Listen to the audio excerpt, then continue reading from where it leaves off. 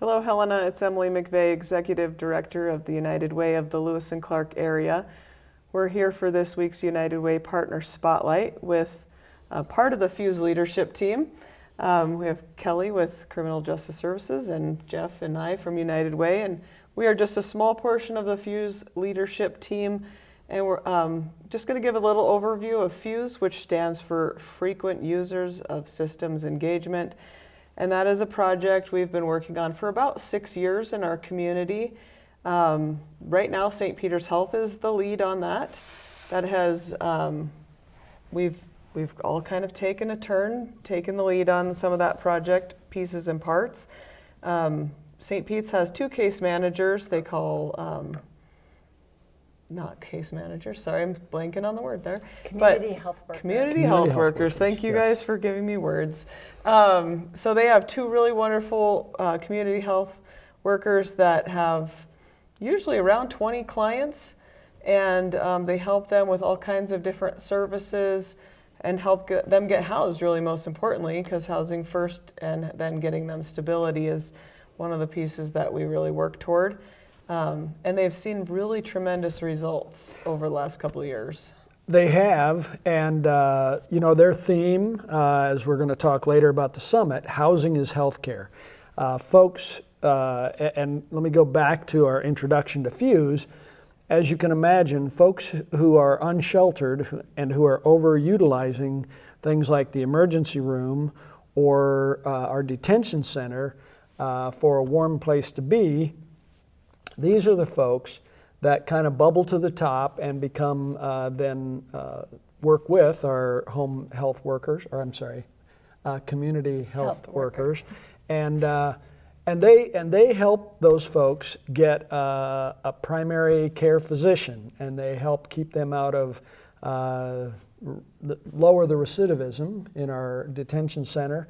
And the statistics have been remarkable. I mean, something like 90% of folks are staying out of the jails and are getting the help they need. So the Fuse program has been very successful, and we look forward to giving a more lengthy report on their success at our Fuse conference. Yeah. So Kelly, tell us how the Criminal Justice Services program plays a part here.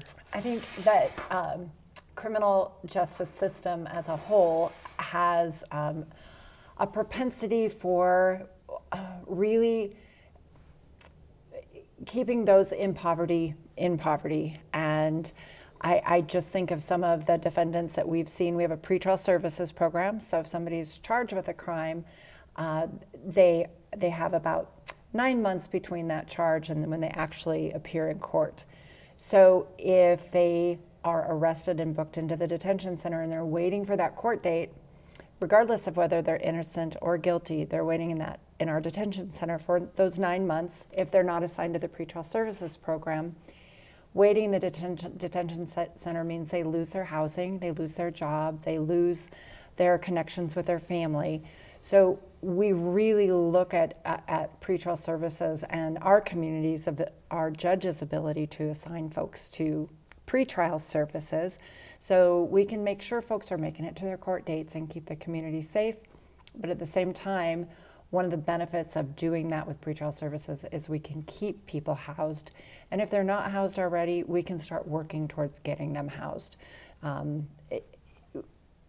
Once you lose your housing, you're more at risk for being arrested on a new charge. You're more, our unsheltered population really struggles with that system engagement. Mm-hmm. And I'm just happy to be a part of the Fuse team and happy to share the expertise that I have that I can bring to the table, and mine is criminal justice.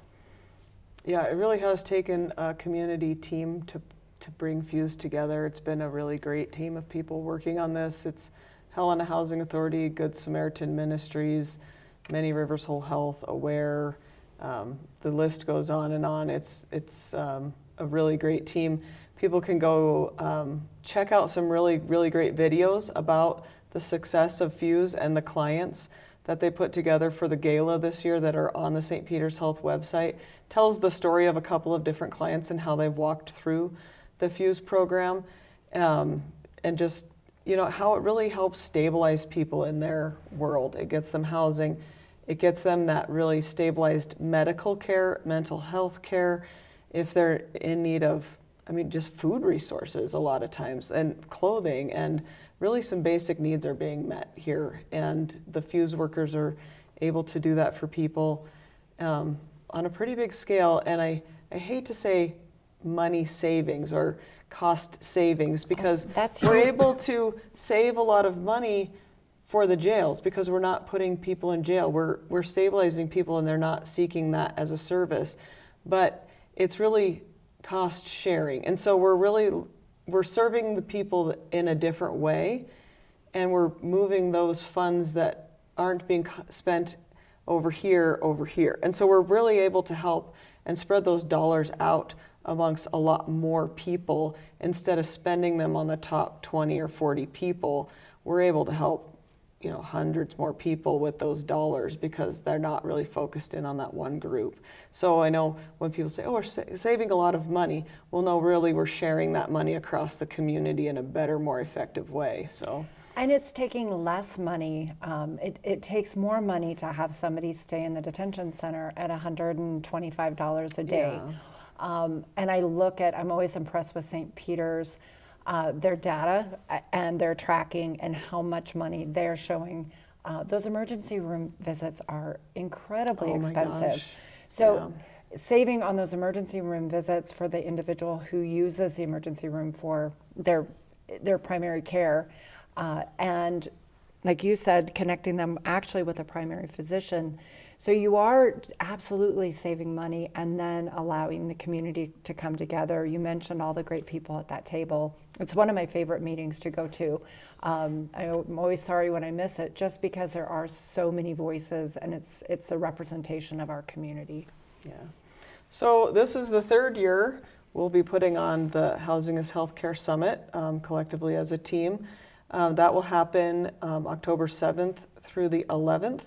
And that's we're promoting that summit and inviting people to register.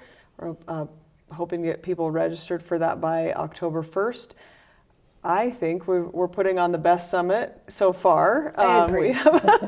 We have a really great collection of trainings available for people, panels that will be coming together to help people understand what we're doing in this work, and a lot of work prepping people for the next legislative session. So I just think a really good, diverse array of things that will be happening over that week.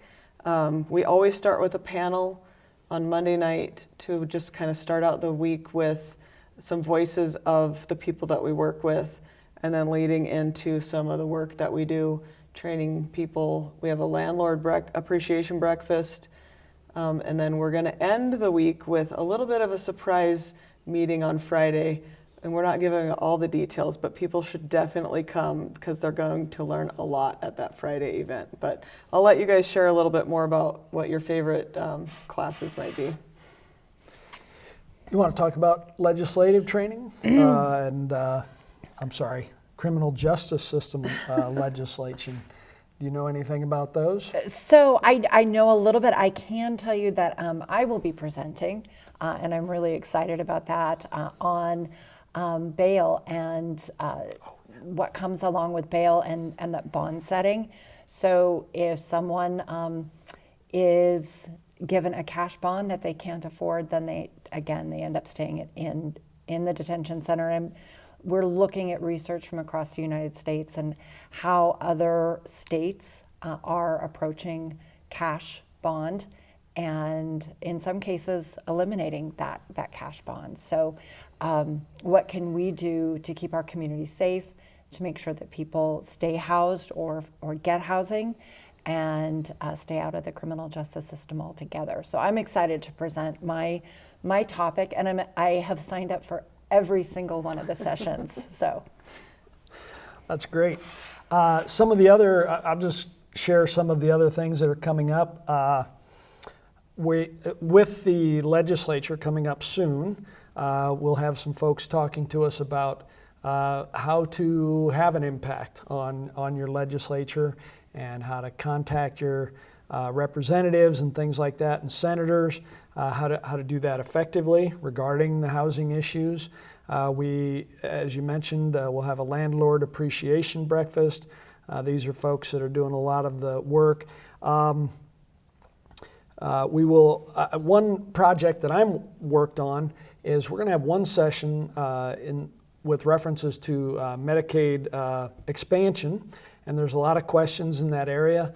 That is going to be one of the topics of this upcoming legislature. And for one of the sessions, we'll have a panel made up of a Republican and a Democratic legislator who will inform us about the details of that legislation. We'll also have a couple of lobbyists, and I believe an administrator from St. Peter's Health will be there as well. So we'll have I think a pretty robust conversation about the true impacts of the potential, what impacts would be if we lost Medicaid expansion, and how we can try to make sure that we maintain that. And part of that conversation will also include the kind of the saving graces of our rural health clinics. They survive on that Medicaid funding, and so there are at least, I think, 4 sessions related to this Medicaid issue. So I have a question. Yeah. So I have signed up for every session, but do you have to sign up for every session, or could you just pick one? Well, or when you go 4? on to register, you can look at the list, and when you go online, you select the one you might be interested in, and there's a short paragraph explanation of each session. So then if that one interests you, go ahead and select it so that we know the size of room we need, all those kind of things. So we do strongly encourage you to get registered before October 1st so that we can be ready. So yeah, looking forward to a great event, great conversation. And the reason we do this summit, so that our community can, it's for information for community members, but also for folks in the field. And listen, this work takes a village. It takes all of us. And a better informed public makes better decisions, and we need everyone's input and everyone's help in creating a better community. So we hope you can make it to the Housing is Healthcare Summit. So the Housing is Healthcare Summit will be at St. Pete's Health Education Center, which is right in the main doors. It will be October 7th through the 11th. You can register on the St. Peter's Health website. You just go type in Housing is Healthcare Summit. It will get you right to that page. You can pick and choose whichever classes you are interested in. That is all free of charge. There will be snacks and drinks provided. So come join us for any and all of those sessions that interest you. If you have any other questions, you can reach out to the Fuse team at St. Peter's Health, or you can call us at United Way at 406-442-4360. Thank you so much for joining us, and we'll see you again next week.